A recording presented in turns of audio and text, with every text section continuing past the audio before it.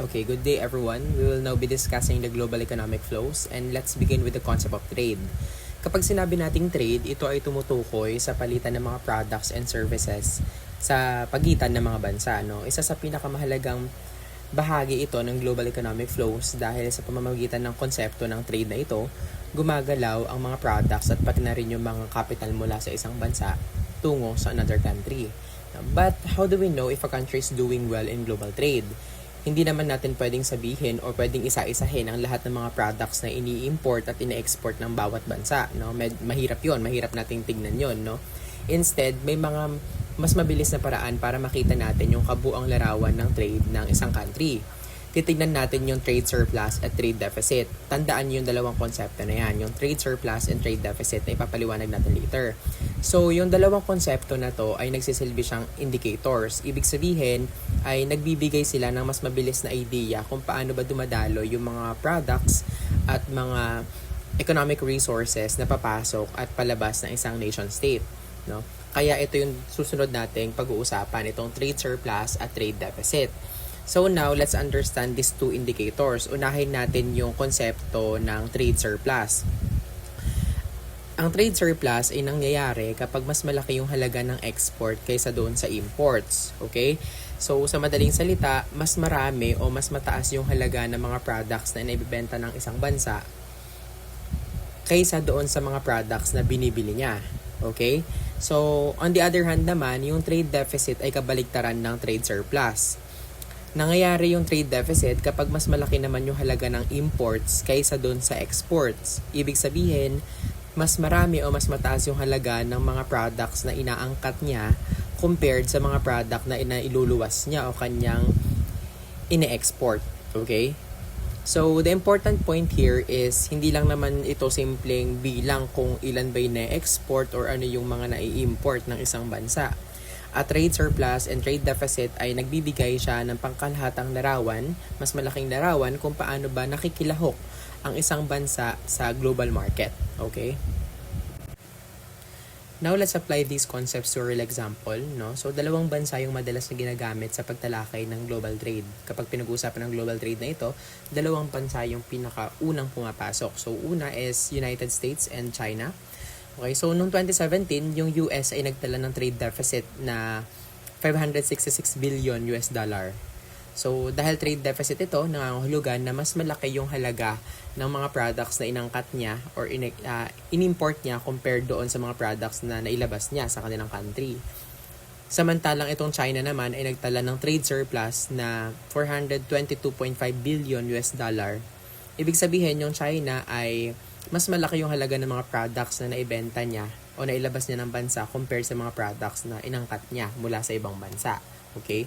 So, what's even more significant is itong trade deficit ng US sa China lang ay umabot ng around 375.2 billion US dollar. So, napakalaki.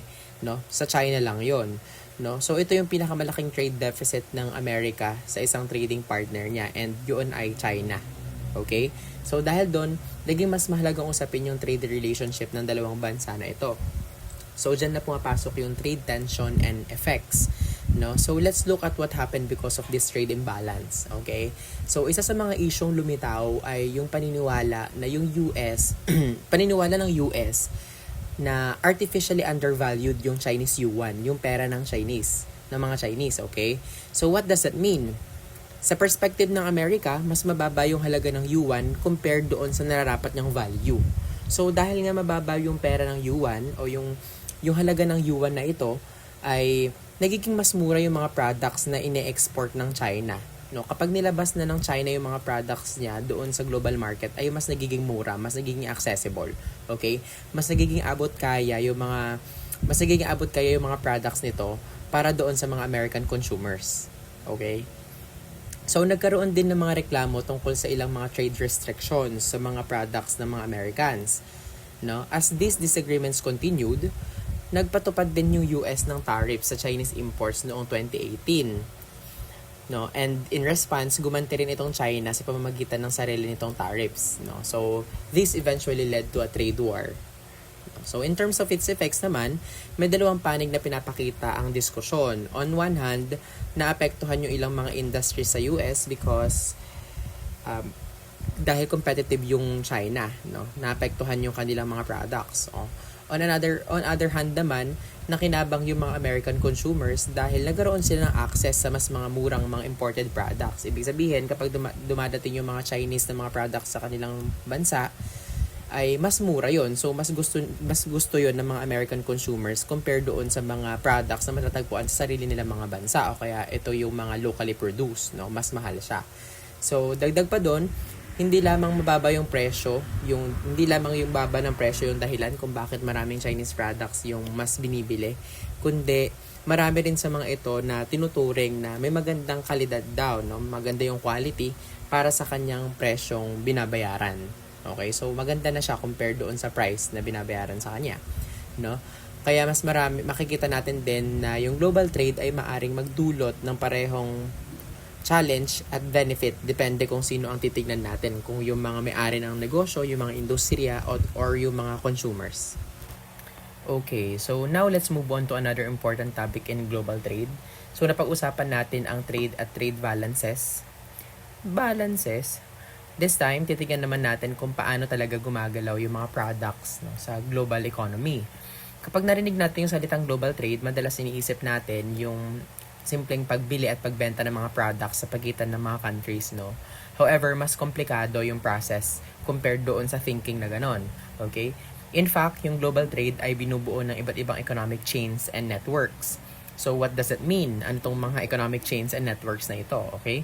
So, sa madaling salita, yung isang products ay hindi siya basta ginagawa sa isang lugar mula umpisa hanggang sa matapos. For example, ginawa sa US yung Apple, natapos din siya sa US. Parang ganon. Hindi siya ganon ka simple, kundi dumadaan ito sa mga iba't ibang mga processes, iba't ibang mga companies, at minsan ay iba't ibang mga bansa bago makarating doon sa mga consumer na bibili sa isang product. For example ay yung iPhone, okay? So the key idea here is magkakaugnay yung bawat bahagi ng production process na ito. So kaya tinatawag itong chains dahil magkakasunod yung mga hakbang, yung mga process, no? So chain ang tawag doon. At tinatawag din naman itong networks dahil maraming mga producers, mga firms at organizations yung connected sa isa't isa sa paggawa ng isang product. Okay? So yun yung chains and networks. Okay, so now we have the concept of supply chain. No, what does it mean, no? Itong supply chain na ito. So sa madaling salita, ito yung sunod-sunod na mga process na dinadaanan ng isang product bago ito maging handa para ibenta sa global market. Okay? So, nagsisimula yung supply chain sa raw material. O ito yung tinatawag nating hilaw na materyales. Okay? So, pagkatapos ng raw material, dumadaan yung mga products sa iba't ibang mga process hanggang sa maging finished product siya. So, ang example natin dito ay yung t-shirt. Yung t-shirt ay nagsisimula siya sa raw material na cotton. No? Pagkatapos, ginagawa itong thread at sa huli ay nagiging t-shirt siya. No? So, tignan natin, i-notice ninyo kung ano ba yung nangyayari every stage, no? Mula sa cotton, nagiging thread, at nagiging t-shirt. Sa bawat hakbang na ito ay may nadagdag na value sa production. Okay? So, kasi nagkakaroon tayo ng labor, no? Gumagana, may nagtatrabaho para maging t-shirt yan, no? Gumagamit ng technology, may mga machines, ganyan, at dumadaan ito sa mga iba't ibang production process. So, ibig sabihin, halimbawa yung cotton ay ginawang thread. So, para maging thread siya, may mga labor, no? May mga technology din na ginagamit. So, ibig sabihin, nadagdagan yung value niya. Mas nagmamahal mula doon sa raw material, okay? Hanggang doon sa maging t-shirt siya. So, may mga iba't ibang production process na dinadaanan itong t-shirt na ito. No? So, kaya habang umuusad yung isang proseso, ay mas tumataas yung halaga ng mga products kasi nagkakaroon tayo ng value, okay? So, the important point is hindi lamang pinapakita ng supply chain yung paggawa ng product, kundi pinapakita nito kung paano ba nadadagdagan yung value ng isang product habang ito ay ginagawa, tulad ng t-shirt na mula sa cotton na raw material. Now, let's move on to the next concept, the international production networks. Kung yung supply chain kanina ay nakatuon sa mga hakbang sa paggawa ng mga products, the international production network naman ay nakatuon sa mga producers na kasali sa paggawa ng isang product, okay? So, ano ibig sabihin nito? So sa madaling salita, hindi lang isa yung producer o isang company yung gumagawa ng isang product, kundi may mga iba't ibang mga producers na magkakaugnay at nagtutulungan sa iba't ibang bahagi ng production process. Yung sentro ng network na ito ay kadalasan na mga multinational corporations o tinatawag nating MNCs na tinatawag din natin minsan na flagships. So now, let's connect this to another concept, itong global commodity chain. So, mas pinapalawak nito yung idea ng supply chain kasi hindi lang niya tinitignan yung value-adding process, no, yung kung paano ba nagkakaroon ng value itong mga product na ito, kundi tinitignan din nito kung paano ba nakaayos yung mga industries sa pandaigdigang antas. Okay, so meron tayong dalawang uri na binanggit sa global commodity chain. First ay yung buyer-driver chains, no? So, dito pumapasok yung Walmart at Nike. Dahil itong Walmart at Nike ay mas malakas yung influence nila kung ano ba at gaano karami yung mga products na gagawin kasi ang Walmart at Nike ay mga manufacturer sila without factories. Ibig sabihin wala silang mga manufacturing plants, wala silang sariling mga factories, no? So, hindi sila mismo yung gumagawa ng mga products nila kundi nakatuon sila sa branding at sourcing, no? Umaangkat lang sila sa mga factories, okay? Second, the producer-driven chains, no? So, dito naman, yung producer mismo yung pangunahing kumukontrol ng production process, no?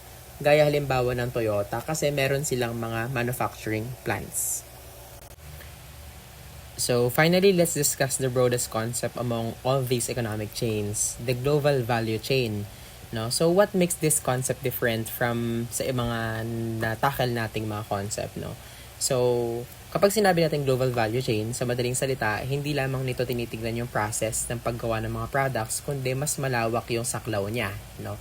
So, makikita natin kung gaano kalawak. First, nagsisimula ito sa consumption o kung paano ba nabuo yung idea ng isang product o service. Next na process ay sinusundan nito yung mga iba't ibang stages ng production. Next ay yung delivery sa consumers at maging sa final disposal o yung mga nangyayari sa mga products pagkatapos itong gamitin. Okay? So, kabuuan siya. Hindi lang siya doon sa paggawa ng isang product. Okay? So, but that's not all. Hindi pa nagtatapos doon. Kundi tinitignan din ng global value chain kung paano ba nalilikha yung mga value. Paano ba nadagdagan ng value? Sino ba yung may mga kapangyarihan or governance sa chain? At kung paano ba naapektuhan yung buong process ng mga trade policies, trade regulations at mga trade standards, no? So, sobrang complicated itong global value chain na ito, no? But the most important idea to remember here is the global value chain ay ito yung mga pinakamalawak na framework sa apat na concepts na ito, no? Bakit? Bakit siya yung pinakamalawak na framework? Dahil pinagkasama-sama nito yung production, yung consumption at maging yung post-consumption dahil kasama nga dito yung final disposal or yung kung ano ba yung nangyayari pagkatapos magamit yung isang product. Okay, so tinuturing din na overarching itong concept na ito sa pag-aaral ng global trade at economic network. So ngayon, tignan naman natin yung mga example nitong global value chain na ito. So tignan natin itong t-shirt, na the global value chain of a t-shirt. So, kapag tinignan natin isang t-shirt, parang makikita natin doon na simpleng production lang siya na t-shirt siya, no? Na makikita mo sa mall o kaya naman mo-order mo siya sa Orange app, ganyan. However, kapag sinundan natin yung buong global value chain nito, makikita natin na napakaraming bansa pala yung kasangkot o yung gumagawa ng isang t-shirt. So, nagsisimula yung process sa cotton production, for example, sa US yan, no? Pagkatapos magawa yung cotton, pinapadala yung cotton sa mga bansa tulad for example ng China o Bangladesh, no? So, sa China and Bangladesh, doon nagagawin yung t-shirt. So, kapag tapos na yung manufacturing, ipapadala naman itong mga t-shirt na to pabalik doon sa US para ibenta sa mga consumers. So, makikita natin kung ilang bansa, no, na nagpapalit-palitan para makabuo ng isang t-shirt. No? T-shirt lang yon, okay? So, but the value chain does not end there. No? Kapag hindi na ginamit yung t-shirt, meron pang makasunod na process yan. Tingnan natin kung ano yung mga ito. So, marami sa mga t-shirt na ito ay napupunta sa mga second-hand stores. No? Yung iba naman ay na-export sa Africa, kung saan mas binibenta ulit doon. Itong mga t-shirt na hindi na napakinabangan o hindi na nabili sa mga iba't ibang bansa na dadalhin nila sa Africa. At ito namang mga t-shirt na ito, kapag hindi na siya naibenta talaga, maaring gamitin siya, no? Ginagawa itong cleaning rags o kaya naman ay sinishred para maging bahagi siya, no? Ipalaman siya sa mga carpet, sa mga pads, sa mga mattresses, no? So ganun yung nangyayari sa isang t-shirt. So, the important point here is hindi na natapos yung global value chain sa pagbebenta ng products, no? Dahil hindi naman siya agad nabebenta ng lahatan kasi may mga natitira talaga. So, kasama rin dito yung reuse, yung recycling at disposal. So, kaya makikita natin kung gaano ba kalawak itong yung saklaw ng global value chain compared sa makita natin siya bilang simpleng production process lang. Now, let's move on to another example of global value chain. So, tignan natin itong Apple or yung iPhone, no? So, pag inisip natin yung iPhone, feeling natin yung product na to ay product lang siya ng Apple, no? However, kapag sinundan natin yung global value chain nito, makikita natin na maraming bansa yung kasali sa pagbuo ng isang iPhone. So, nagisimula yung process sa US kung saan ginagawa yung conceptual design ng iPhone. So, sa US, dito nabubuo yung idea, yung design, at yung mga pangunahing features ng isang product or ng isang Apple, ng isang iPhone. Pagkatapos nito ay yung iba't ibang components ay ginagawa siya across the countries, iba't ibang bahagi ng mundo. No? For example, yung processor niya ay ginagawa sa Texas, yung semiconductors naman ay nagmumula sa Germany at Taiwan, at yung memory nito ay nanggagaling sa Korea at Japan. No?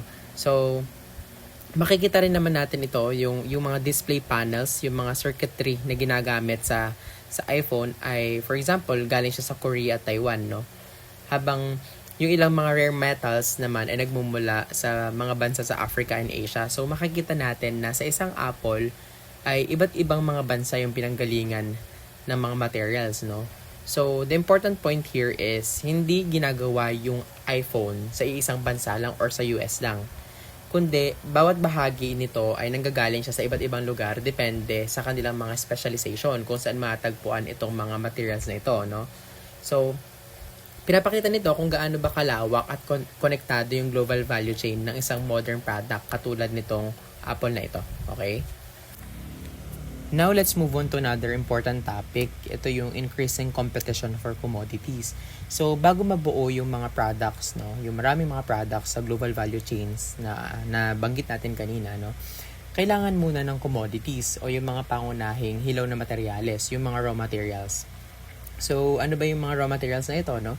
Nandito yung oil, yung natural gas, copper, lithium, nickel, silver, gold, yung mga ganong bagay, no?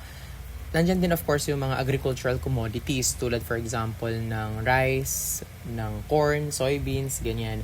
So, the important question is, bakit tumitindi yung mga competition para sa mga commodities na ito o para sa mga raw materials na ito, no? So, yung pangunahing factor, yung pangunahing dahilan ay yung mabilis na industrialization ng mga bansa na tulad ng China and India, no? So, ito kasi yung mabilis na na-industrialize when it comes to Asia, no? So, habang lumalaki yung mga kanilang mga industriya, na-industrialize nga, sabi, no, mas marami silang kailangan mga raw materials, no? Para makagawa sila ng mga iba't ibang mga products, no? Para sa kanilang mga produce. So, because of that, dahil kailangan nila ng mga raw materials, mas tumataas din yung global demand para sa mga commodities na ito.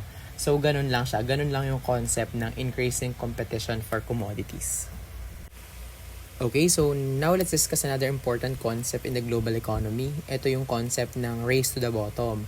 So, yung race to the bottom ay isang situation kung saan nagkakaroon ng competition across countries, no? So, sa pagbaba ng mga labor standards, no? So, ginagawa nila yon, pinapababa nila yung mga labor standards para mas maka-attract sila sa mga multinational corporations o kaya yung tinatawag natin mga MNCs. Ito yung mga foreign transnational corporations. So, paano nangyayari itong race to the bottom na ito? For example, kung ang isang bansa, for example, Pilipinas, gusto niya na magtayo ng mga pabrika yung mga multinational companies sa Pilipinas mismo, ang gagawin niya ay pababain niya yung wages, no? Pababain niya yung sahod, at papahabain niya yung working hours. Ibig sabihin ay mas ma-attract, kasi pag pinababa mo ito, pag binababa mo yung sahod, pinahaba mo yung working hours, mas makaka-attract ka ng mga multinational companies na magtayo ng mga manufacturing plants sa bansa mo, no? Kasi ibig sabihin kapag mababa ang sahod ay hindi malaki yung gagastosin nilang pera para sa mga laborer. So, kapag hindi malaki yung presyo na bibigay nila sa mga laborer, ay mas malaki yung kanilang magiging profit, no? And in that sense, mas humihina din yung mga protection sa ating mga manggagawa. Okay? So, kapag ginawa yun ng isang bansa, maaring gayahin din na iba pang bansa. So, mas nagiging competitive. Kaya siya nagiging competition. Nagiging race to the bottom siya. So, as a result, nagkakaroon tayo ng tinatawag natin na downward spiral. Ibig sabihin, pababa ng pababa yung quality ng sahod at ng working condition dahil nga bawat bansa ay gusto mas maging mura kaysa doon sa iba. No? Mas maging, halimbawa, yung Pilipinas, binaba niya yung pasahod niya, lalaban yung iba pang bansa na, yung mga karatig bansa na to, lalaban sila na mas mababa yung pasahod sa kanila para sila yung piliin ng mga multinational corporations. Okay? So, ang key idea dito ay, syempre, panalo sa kompetisyon na ito yung mga multinational corporations kasi bumababa yung sahod, sila yung mabe-benefit, mas malaki yung kikitain nila. At the same time, ang natalo naman sa laban na ito, sa kompetisyon na ito, of course, yung mga manggagawa kasi hindi maganda yung kalagayan ng kanilang trabaho o yung kanilang working conditions. Sila yung na-exploit, sila yung nakakaranas ng mga mababang pasweldo at mahabang working hours. So, ganun. So, we have also the concept of hyperconsumption and hyperdebt. So, puntahan muna natin yung hyperconsumption. Hyperconsumption means buying more than we actually afford, no? While hyperdebt naman means utang ka ng utang hanggang sa hindi mo na kayang bayaran, okay? So, because of globalization, mas nagiging madali na ngayon yung paggamit ng, for example, credit cards, no? Mga online payments, mga iba't ibang financial services. Halimbawa dyan, yung SPay Later, TikTok Pay Later, ganyan. So, because of that, mas mabilis na ding nakakabili yung mga tao kahit wala pa siyang sapat na pera. No? Kasi kaya naman yung utangin eh. At yung mode of payment nun ay installment. So, medyo nakakaluwag-luwag.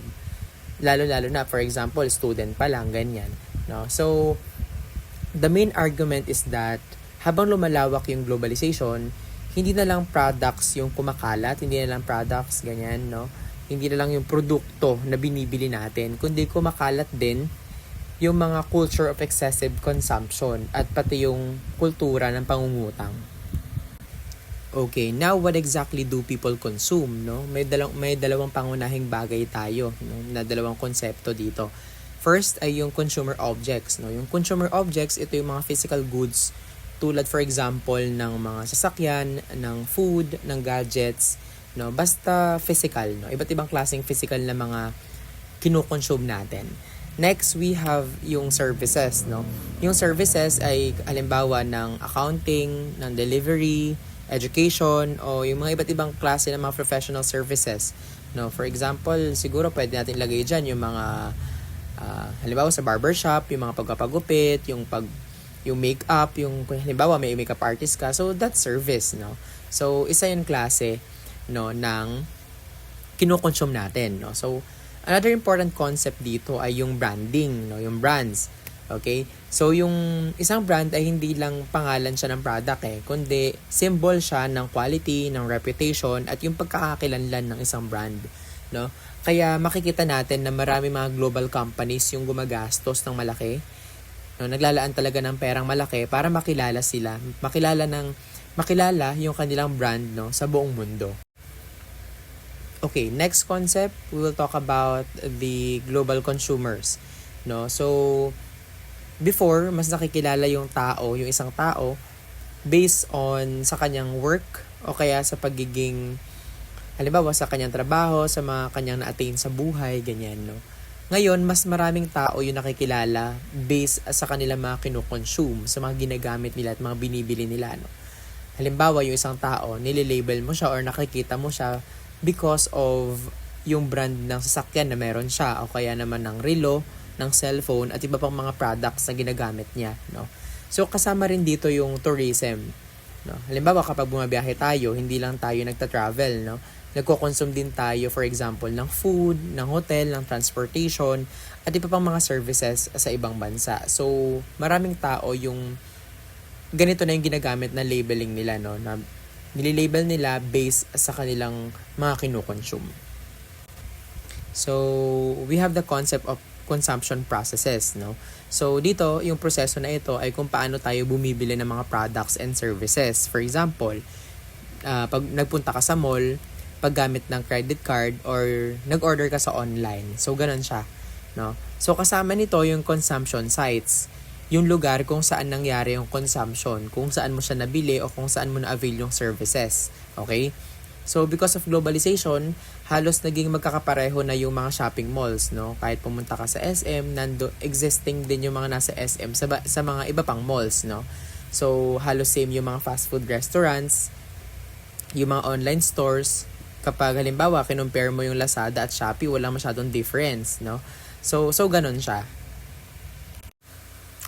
So, to conclude, kasama dito sa globalization yung paglipat ng consumer culture, yung usapin na kung paano tayo bumibili, kung ano ba yung binibili natin, kung saan tayo bumibili, at maging kung paano natin tinitignan yung mga sarili natin bilang ano bang klaseng consumer tayo. No? At the same time, pinapakita rin ito na yung mga konseptong ito ay may dalawang mukha yung globalization. No? Nagbibigay ito, for example, ng maraming choices at madaling mga access sa goods and services because of globalization nga. Nandyan na yung mga malls, everywhere, kahit saan ka tumingin ay marami ng mga negosyo at marami ng mga goods and services na pwede nating i-avail. No? But at the same time, maaari rin ito magdulot ng hyper-consumption, ng hyper-debt, at also yung pagkawala ng mga local na culture and identity at space para sa mga local businesses.